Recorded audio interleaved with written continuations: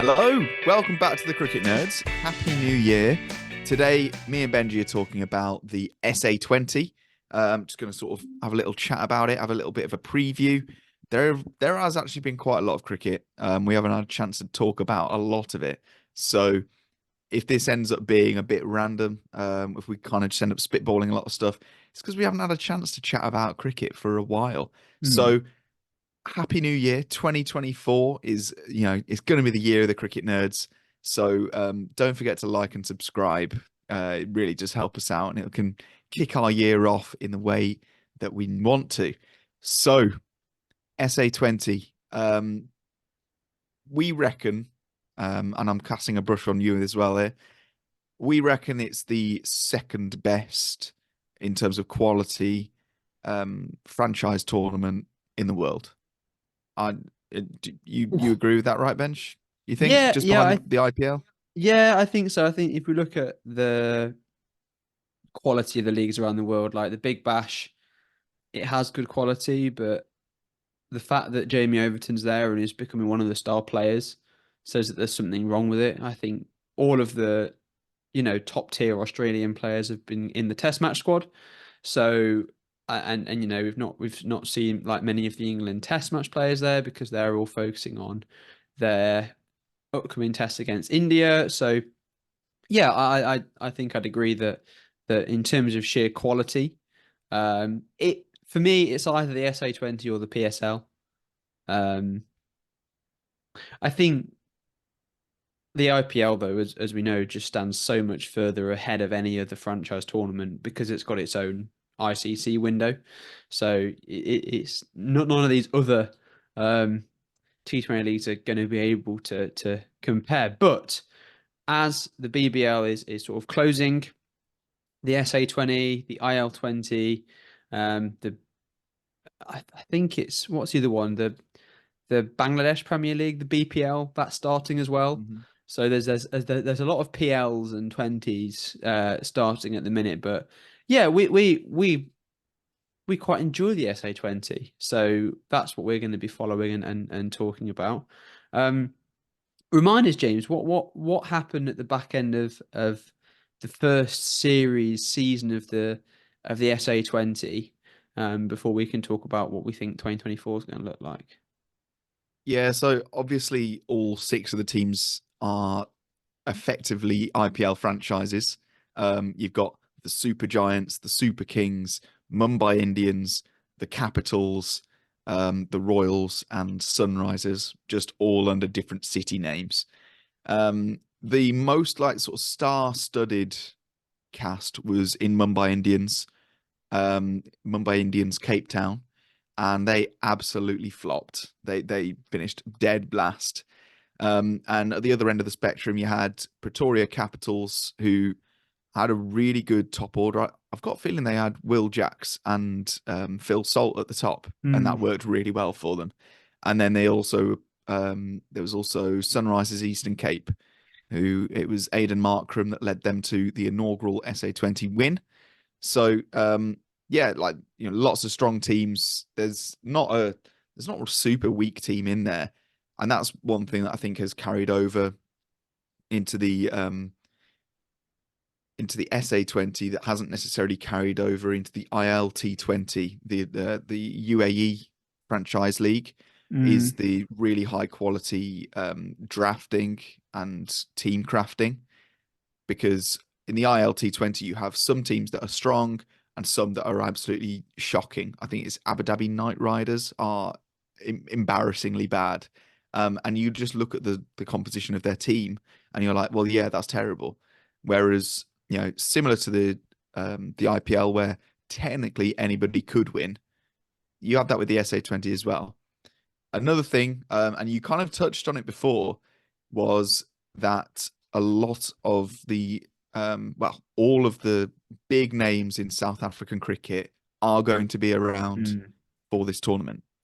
And that is a really significant thing because South Africa have basically made their own window in the ICC calendar, at least for themselves. They have sent I think the nicest way to put it is a B team to New Zealand And they're going to be having that 2 Test match series in New Zealand, which I guess I kind of want to take this tangent away from the SA20 for a sec and just say, what does that mean for Test cricket? Like, does it spell the beginning of the end? Because obviously South African cricket in terms of funding and all that sort of stuff hasn't been in the greatest spot recently. So is this just how they're going to keep economically alive? I don't know. Big questions. It definitely surprises me because, especially um of how well South Africa played in that first test against India at home. I don't know why they've sent what we would say is a lower quality um team over for that test series, especially when it's the World Test Championship. Every test match matters. It's an interesting move for the South African Cricket Board, and I think it's not a move that's mirrored by a lot of the other cricket boards. I think, if you look at Australia cricket, you look at England cricket, you look at the BCCI, all of them seem to be always prioritizing Test match cricket. It is still the pinnacle of cricket. I don't think it's going to be the beginning of the end of Test cricket. I think it can just be a difference in how some teams and how some cricket boards are prioritizing it. Yeah, it's a strange move, but I think South Africa cricket have always been renowned for making quite strange decisions anyway.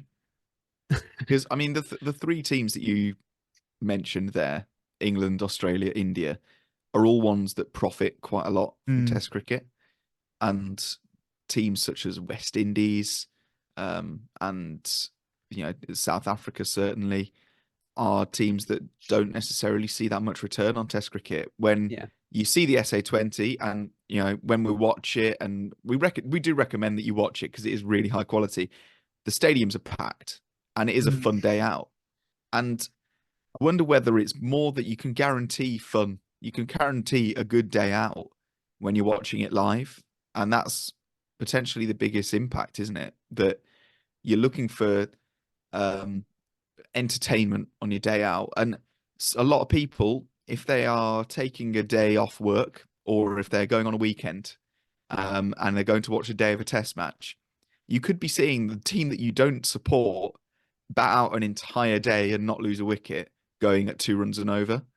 And realistically, I don't care how much you are a pure lover of cricket, it's going to be a little bit boring. And that's the issue. And at least for the main um, body of sports supporters around the world, I think the focus is going to T20, and I think it's going to be that way. So it's kind of here to stay. Let's enjoy it for what it is. But Test cricket, I'm with you on this. I don't think it'll die. I don't think we need to catastrophize. I think T20 is where the money is. T20 is what is going to keep cricket alive in the best way. Going to earn it the money. But I think there's always going to be an appetite for Test cricket just because it's got the appetite there, isn't there? That there's Yeah. always going to be that question of, yeah, but if we got rid of all the time constraints, if we got rid of, any scoreboard pressure or strike rate pressure, how could they do? How many deliveries could they survive? What score could they get? It's always going to be that question, and I think it's always going to be that it's always going to hold a special place in a lot of people's hearts. So, obviously, that's a big tangent, and let us know what you think in the comments. This podcast is going to be all over the shop because, like I said, we haven't chatted about cricket for a while, so I'm feeling a little bit starved of cricket nerd conversation. Big news in the in the SA20 is that Rashid Khan, who was the capital of Mumbai Indians Cape Town, which was a team that like a lot of people were supporting because it had just a stupidly good lineup. He is out injured. I think he's had back surgery. So it's going to be Kyron Pollard to be the captain of Mumbai Indians Cape Town. So that is obviously quite a significant loss for Mumbai, quite a significant change in potentially how the team looks. With that in mind, what do you think is going to be, or who do you think is going to be the front runner in the SA20? Which team looks the strongest to you? Oh, The thing is with this is they've all got really good squads. Like Mm. if you look at all the different squads, there's not one that I look at that I'm like, oh, that's not, they've really not got a chance at all. There's big names in every single team. Um, Obviously, I'm very biased with Joburg Super Kings being part of the wider Super Kings family. And I'd love to see them do well. Um, I'm really excited because Joburg Super Kings have now got Nandre Berger, who had his breakout international debut recently against India and performed fantastically in one of the tests against India and got a bit of tap in the other one. So we'll see how he goes. Um, but Par Royals also could be in there. David Miller with his captaincy, Joss Butler and Jason Roy potentially being the opening batters for that team. I mean, there's some real talent there. Um, I mean, you were, and then yeah, we've got Pretoria Capitals. Look, potentially a little bit less threatening than they did last year. Um, but again, there's quality in each of these different teams. For me, I'd say that Sunrisers Eastern Cape looks strong. I think on paper, Mumbai Indians Cape Town or my Cape Town again look like a really good side. Um, Hull Royals could be up there as well. I don't know what do you think? Do you agree? Do you disagree? I'm equally all over the shop. Same as you. I think Pretoria Capitals performed a lot better than I thought they would last Hmm. year. That's the reason I don't really want to underestimate them this time because I think a lot of the Bosches are really quite good. Having Will Jacks and sort of Riley Rousseau up top. Do they have Phil Salt again? No, Can't remember. no No, Phil right, Salt. okay. So that's quite a significant loss, but still, you can't really argue with having Will Jacks and Riley Rousseau up top with maybe Paul Sterling or Colin Ingram, somebody like that. There are a lot of good players there. I don't think there's a weak side in the team. Sorry, in the league, but my money this year is going to go on the Pal Royals.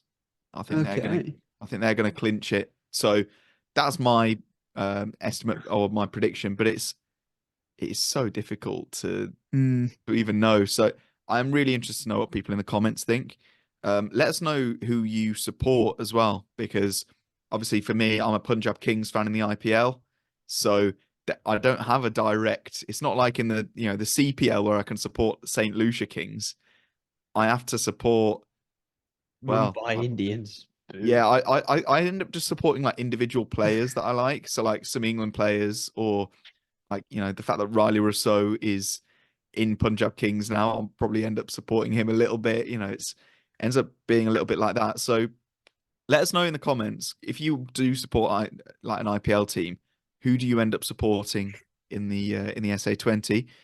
Also, let us know in the comments if you think it's the absolute death of Test cricket. Like, how do you actually feel about South Africa sending this B team to New Zealand?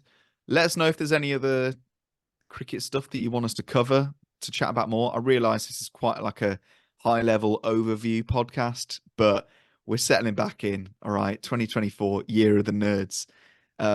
So yeah, thank you so much.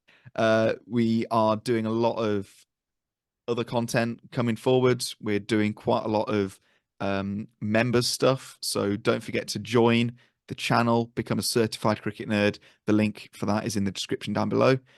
You can also follow our social medias. It's all in the link tree in the description. So thank you very much, and we'll see you next time. Goodbye.